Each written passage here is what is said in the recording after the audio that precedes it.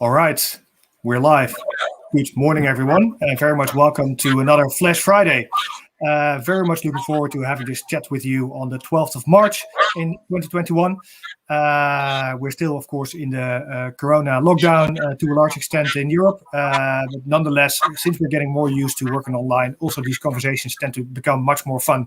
And I'm really happy to actually have Hachem Ohlale with me today. Good morning, Hachem. How are you doing?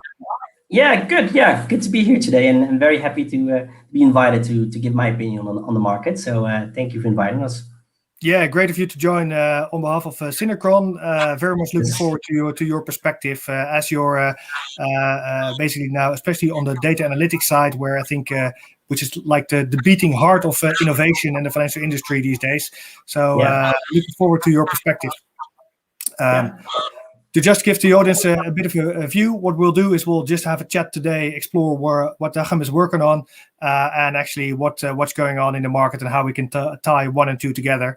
And please feel free to ask questions, and I'll try to fit them into our conversation along the way. We only got half an hour, so it's going to be quite short. So let's get started. So Hachem, tell us a little bit, what do you do with Synechron and what's your role within that? Yeah, so I've been working for almost 5 years now with Synechron in Amsterdam. I'm responsible there for our analytics and data science team. And I'm also part of our global FinLabs team, which is our own innovation labs, where we each year work on a specific innovation team and trying to pick up use cases from the market and trying to use data, emerging technology to solve those use cases, or those pain points for the market.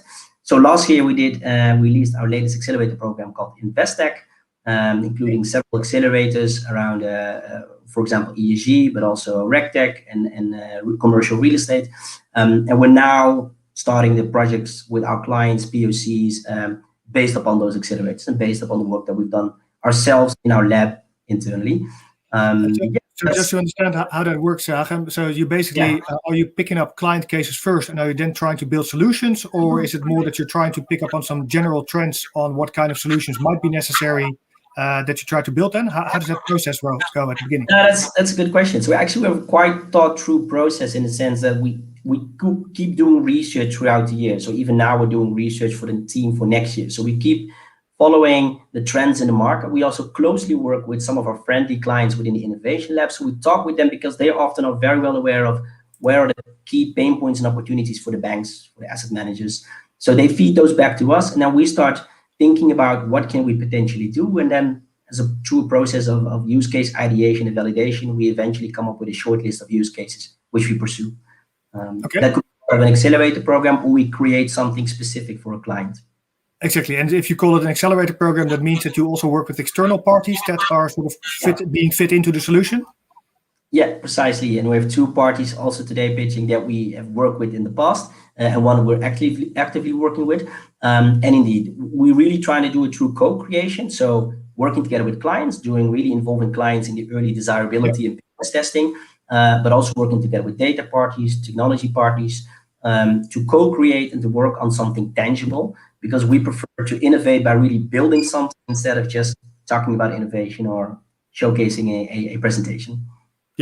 Yeah, okay, I can imagine. And but I think it's a really valuable job to actually make that connection between innovation and what parties really need, those challenges. Because very often, indeed, let's say the challenge might be clear and the solutions might be out there, but it's still not that easy to actually bring them together in one place. Absolutely, yeah. Yeah, and I think what it allows us, at least for our clients, to do is that, because it's all internal investment, so we have our own program that we run then within our FinLabs, and it's our own people that build those use cases, but it allows our clients to sort of leverage on our learning curve, which is often a 6 to 9 months program, and then not to reinvent the wheel locally, and sometimes even reuse our code and use that as a starting point to build their own in-house MVP. And so how easy is to create global synergies there? Because I can imagine that markets, what my experience is that markets develop quite differently. So that the challenges from market to market actually vary a lot. In some cases, they're really focused on identity challenges. Otherwise, for example, indeed, AML has a focus where everyone's focused on. In other cases, it's about capital markets. So how do you pick those use cases? Well, that's a very good. So the selection of the team is actually something that we do on a global level. So we have different people, senior leadership involved in thinking about what could be a global team that we see trending across regions. But we typically operate in the larger financial hubs in the world, typically being North America, Europe, and APAC. So we also look at more regional flavors, regional use cases within that team. And then we typically build those use cases also with regional teams. So we have 2 use cases being built from out of the US, 2 from out of Europe, and 2 from out of APAC, so that they're a bit more tailored towards specific, especially when you're talking about regulation or other regional or even national specificities. Okay. Yeah, I think that's cool. I can imagine that that in the end brings you a lot of insights if you look across these whole markets. But indeed, you have to be quite specific with for which market you're building the solution in the end. Yeah, and so I think you're focused mostly on the data science aspect of this, right? And I think now, I mean, it's hard to say that you're a technology company and not talk about AI or data analytics. It's one of the big buzzwords these days. Where do you see that we actually stand with that regard? I mean, the state-of-the-art technology right now, what are we talking about? Yeah, so I think the term AI, at least within banking or financial services, really picked up, say, 5 years ago. But of course, as a field, it's relatively old. Actually, I used to work in a company that did a form of AI even 8 or 9 years ago. But then most of the people still associated with the movies, the Hollywood movies, right? But flash forward, I think I've been doing projects in the last couple of years where I initially started as we're gonna do AI within the bank. I think that sort of now has been reduced to no, we're doing analytics and data science. And I think why? Because the industry joke is really that nobody's really doing actual AI, but mostly machine learning or maybe a bit of NLP. There is different subdomains that are classified and sometimes associated with AI, analytics, and data science. There is data science as a field, and machine learning, and traditional statistics. So, and these overlap, but eventually, the trend that we're seeing in the market is it's less of a technology push. It's less of we need to do AI, we need to do machine learning. What kind of business value can we generate by adopting these technologies? And that's something that really intrigues me, and I think we're very happy to see that movement, because it's not about finding a technology to solve a problem. No, it's about finding the right problem and finding the relative technology to solve that problem. Yeah, I do recognize that as well. I think in general in the fintech field, we saw as well that 5 years ago companies just wanted to work with startups and fintechs because. Now they begin to realize that there's actually a purpose to it. So they begin to understand that at least they need to have a challenge to solve that they want to find a solution for, or look for a specific kind of distribution, or perhaps acquire a team because they want to have those skills in-house. But already for these kind of different purposes, you really want to take a different approach. And I think that incumbent parties are getting much smarter there on how to set up those kind of collaborations. Absolutely. And I think the biggest challenge, especially when you are trying to get business value out of AI or data science, then you're dealing with other. So when you're still in the POC exploration phase, it's quite easily to bring in a startup or bring in a team and let them explore data and trying to build some models. But when you're trying to productionize these models, there is where you're really facing some of the biggest challenges. And we see that across a lot of our clients in the industry in general, that there is where the big crux of it, right? It's if you're doing data science, maybe 80% of the actual model development is purely data engineering. Really, everything that you need to do with the data and actually to start building the model. And then afterwards, you still need to bring that model to production, which is the machine learning engineering part of it and the integration part of it. And then we also see that there's often big challenges in terms of having the right people that can drive that change. So. I was just about to ask. So because also there, I think, let's say, I mean, we talk about tech talent a lot, right? There's a big shortage there, but of course, it's not across all the roles. So where do you think that the biggest gap is? Is that especially with the people that are able to build algorithms, or is it actually with, for example, the business analysts that are able to translate business problems into data science challenges? Now, that's a good question. So I think where maybe in the past we see a lot of our clients, they heavily started bringing in data scientists, even people with PhD in artificial intelligence or NLP, etc. We now see a tendency more to invest, to hire more data engineers and machine learning engineers. So people that really have a strong big data background with all the relevant technology stacks, but also a strong computer science background that know when a certain model is built in Python, what is required to productionize that model. I think that's one. And the other, so if you look at the productionizing of a model, there is the technical part of it, which is then the engineering part of it, but an even more important part perhaps is the soft part of it, right? The soft change, the business change. And I think that is where, for example, the role of the analytics translator is very important. What we see now from our clients, that most of the clients are not looking for data scientists or data engineers in general. They're looking for data scientists or analytics translator have expertise around a specific domain. So know how to productionize such models in AML or in credit risk or any of the other business needs that a bank or a client might have. Yeah, so which role? Because let's say, I think in general you have three important roles, right? So you have the engineer that builds the model, so you have the scientist that creates the mathematical models, and the analyst that actually should make it tie into the sort of business rationale. And who takes care of the production in the end? Is that the engineer again that actually looks after embedding it into the software stack and the operational flow? Yeah, I wish it was that easy, but it's really, the question is, again, it depends. So it really depends what kind of use case you're bringing to production. But you're right saying you have an upstream engineering part of any analytics model, which is everything around getting the data, cleaning the data, the whole data engineering part, right? Then the actual model development starts, which the data science typically would do. And then if a model or a set of models have been evaluated and we decided, for example, say we're building a NLP model to do email classification, we'll try different models and then find out, okay, model X works better because it has a accuracy of Y, but we also prefer model X because it is an explainable model. If you then need to bring that model to production, then it really depends on which technology environment, how do you want to bring it to the production, what kind of language stack. So it really depends on what kind of people you need do you need cloud engineers, do you need ML engineers? So it's quite dependent on the environment in which you want to bring that model to production. Yeah. Well, so in any case, I heard you mention explainability. Well, I'll touch upon that later, hopefully, because I think that's also an interesting field around, especially from a financial service perspective.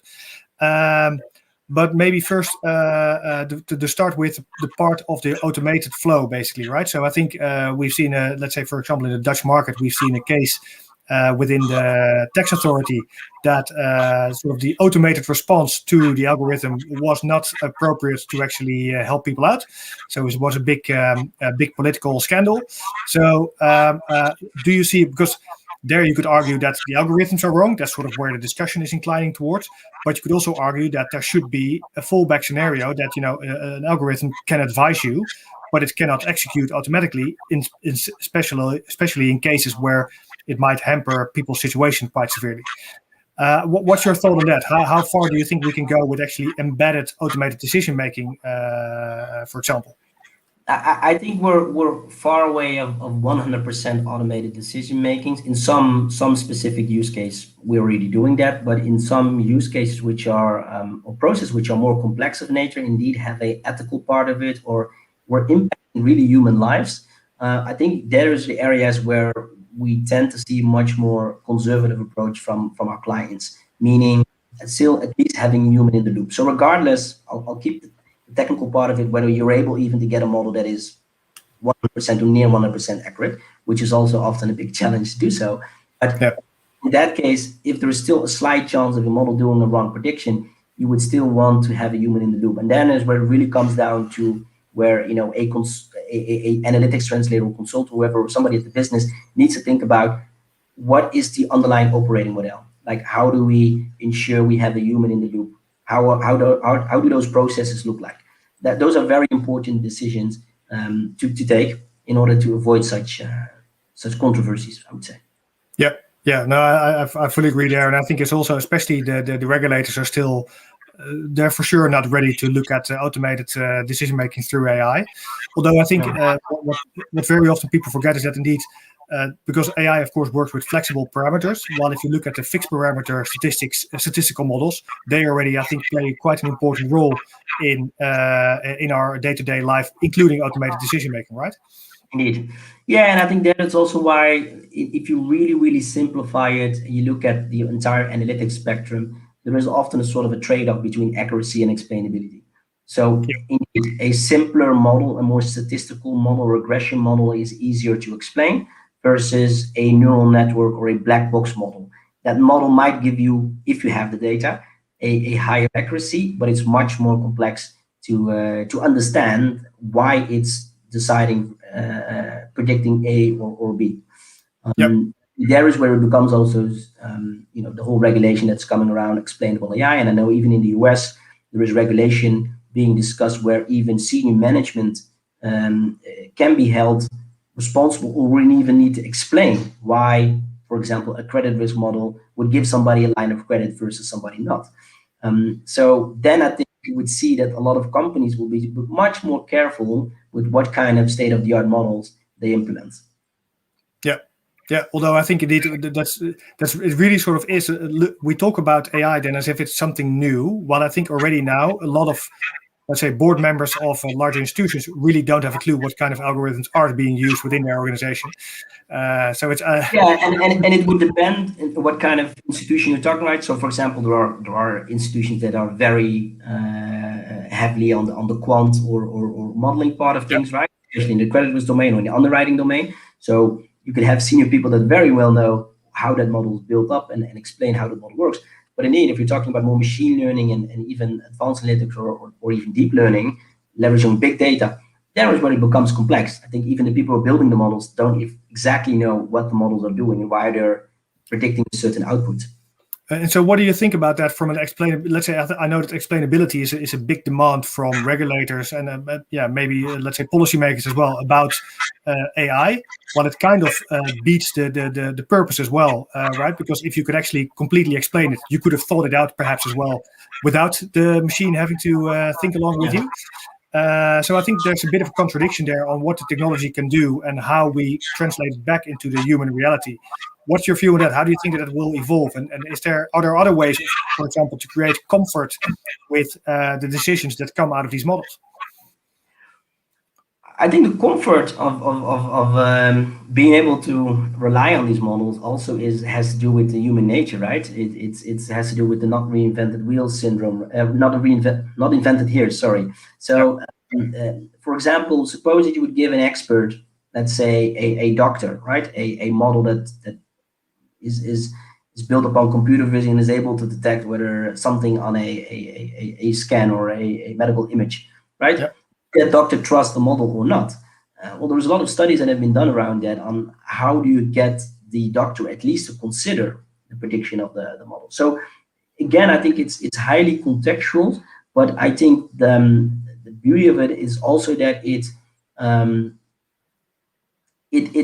something to be, if we have a model that also makes it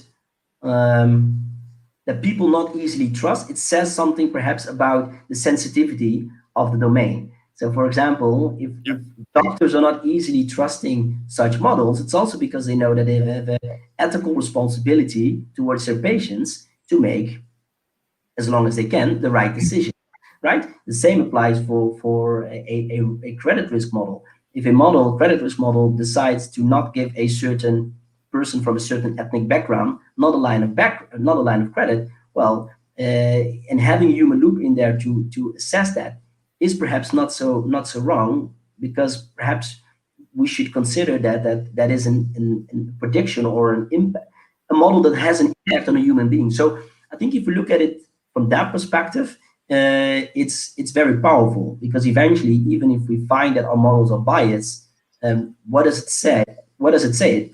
It says, I think, less about the models or the technology. It says more about the data, which is actually a reflection of, even the society or the fact that we're also biased as human beings. I fully agree. Let's say, but of course, one concern is that in the end, I do believe indeed that there's a human in the loop to be able to actually take responsibility for the outcome and the final decision, right? So I think that's one thing. While at the same time, for example, if you mentioned the example of doctors, very often doctors don't realize that they're really poor statisticians, right? So that they actually they have a bias also in their memory on, if someone has a headache, it should be X or Y.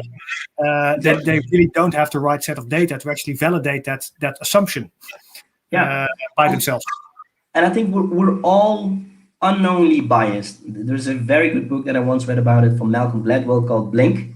I think our brain is in fact an algorithm. So when we have that sort of gut feeling about something, whether something's right or wrong, whether it's danger or not, often based upon a lot of examples that we've seen in the past of such a situation. But if your brain, as I would see it, is trained with wrong examples, you would also be, biased towards certain situations. So I think it's good sometimes to step back and reflect that, we're not much different than how such advanced models would make decisions. No, exactly. So and I think that's also where, let's say, especially now since the amount of data is just becoming so big, we actually need the help of algorithms to sort it out, to draw proper conclusions. It's just beyond our capabilities, I would say. Yeah, and you can use models also to detect bias or to detect data quality issues, or so it's really depending on the use case and what you want to get out of using such models, using such machine learning techniques. Yeah. So what do you think about it? Right? So we're basically sort of moving towards the ethical space, right? So let's say, we can do all kinds of things. What should we be doing? What should be the boundaries of that? And how could we help people understand all of that? Do you see that that's a general part now of discussions with all your customers? Yeah, that's a domain which becomes also a bit of outside of my comfort zone, I would say, because I can look at it from a technical perspective, or even from a business perspective, or even give my personal opinion about it. But I think we are, however, seeing the trend or in the market that where we in the beginning maybe always sort of decided on whether to pursue a use case and to build or to consider a certain model based on just looking at the business value of the use case or the model that we're training versus how feasible is it to deploy such a model. I think the explainability angle or the ethical part of it is becoming much more prominent. So I see that definitely being as a very third important dimension and all the underlying elements of it, because of course there is much more regulation now evolving around ethical AI and explainability. So that is definitely, and we're actually working on an article that will be published soon on that from a regulatory perspective, but also from a technical perspective. And it's a whole world on its own. There's and a lot of. I'm really curious, by the way, in that article. So please share, because not just the Holland FinTech network is interested, I think, but also I had the finance workflow at the Dutch AI Coalition, which would definitely also be interested in this. But so do you think that there's potentially, because I think, let's say, for example, one of the discussions that we have there a lot is also to explore in how far, let's say, very often the misunderstanding of people about data, digital processes, also basically creates already sort of a blockade to actually do further innovation, right? So I think if you talk about that, you can't use certain data, and that there's, let's say, if the explainability has to go very far, it also puts limits to how far you can go with innovation. Yeah, I think it's if you look at some of the major the leaders, at least in the data analytics sphere, they recognize that it's not about only bringing in smart people that do the modeling and all the having all the technology and having all the data. It's also about having a culture where analytics and data is being embodied. But also, training the rest of the organization in understanding, at least understanding what you can do with data analytics. So meaning making them data analytics literate, right? So there is companies that are setting up their entire academies around analytics and data science, not only to train the people that are actually working on the models, but also business people, senior executives, but also technology people, because sometimes technology people, if they're working on more traditional programming stacks or their front or back-end developers, they often also don't even have a good understanding of what does such a machine learning model do and how do I integrate it within my back-end or front-end. So I think that is probably a very important shift that we're seeing, and we'll see even more. It's really democratizing data science analytics in order to really innovate and move forward. Yeah, I think so too.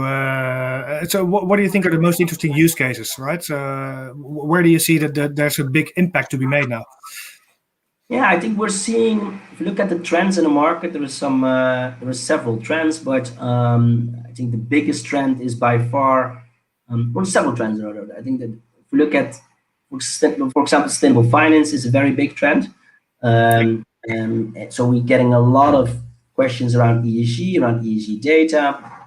That's a vast topic on itself because there's big challenges in terms of what data is out there. The data is highly fragmented. It comes in there is unstructured, structured data, financial data, non-financial data. So, and now with the new regulation coming up on driven by SFDR and EU taxonomy, we see a lot of banks pushing into that area and trying to understand what data can we get, what kind of analytics can we do on top of that, and how do we move forward.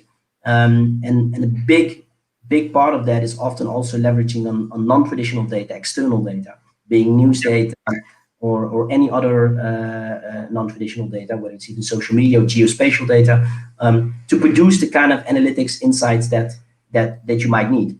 For example, suppose you want to do something around supply chain analytics and better understanding how a certain company is working together with other sellers and suppliers to detect if there are certain ESG controversies within that supply chain. When we then need other types of data and other types of models in order to produce those insights. Yeah, no, I think it's a really interesting field, right? So very often framed as the alternative data space, right? So where indeed people draw images from satellites or local IoT devices or anything that could basically harvest data and bring it together. It's quite an interesting field because I think that you see that in sustainable finance or, for example, at least transparency in the asset management world, where I think everyone almost needs to know up to the person that would actually did the actual labor somewhere across the world. We need to be able to track what they did, how they did it, and whether that's in line with our ethical framework that we've designed here. So that's quite interesting, I think, as well as that you look at. Yesterday we had an interesting InsurTech meetup with the Benelux perspective, and we had a company there, Earth Lab, that, for example, talked about satellite images to actually predict climate risk. So I think these perspectives are quite interesting to look at that kind of data and try to turn that into economical perspective. And climate risk is, of course, as part of the entire overall ESG spectrum, is a hot topic. We're seeing even banks appointing heads of climate risk or people that are taking it forward, also because of regulation coming up. So some of the use cases that we're seeing is for example, understanding forecasting what the impact is of carbon emissions on or climate risk or climate increases on the balance sheet, right? So it's a very interesting area, and I think a lot of banks or a lot of insurance companies are more and more harnessing the power or understanding the power of external data and what you can do with news data and sentiment analysis or detecting news controversies relating to a company, and how to use that for risk management, for customer insights, for various types of use cases. So that for us is a very important focus area for the coming years, and it was also in the last accelerators that we built. We'll continue working on that with our clients. So, and let's say one of the topics in any case that has to cross my mind as well is that I think there's sort of the increased focus on money laundering and know your client perspective for, I think, financial services companies across the board. And this, I think, is, I believe, also quite a strong domain for data analytics.